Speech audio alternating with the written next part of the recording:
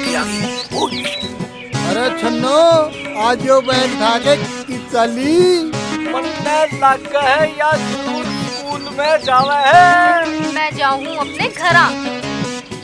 बात इसी है, मेरी बुआ बीमार हो रही थी, क्या तैयारी थी कि बुआ ठीक होगी तो जाना तो पड़ेगा ना। और फिर मैंने बीए के पेपर भी देनी है प्राइवेट से। फिर हमने न्यू कल्याण छोड़ के चली जावेगी के तू? तूने एक बार भी इन लड़दुआ का, मेरा मतलब से इनको बुआ का ख्याल नहीं आया। तुम जाओ भाड़ में, ख्याल रखे मेरी जूती। मैं चाली, मैंने देर हो रही है। जा जा जा, कौन सी तेरे बिना महस मारी दूध ते नाटेगी। और जे तू पीछा छोड़ देगी तो माँ मेरी प्रसाद बांटेगी।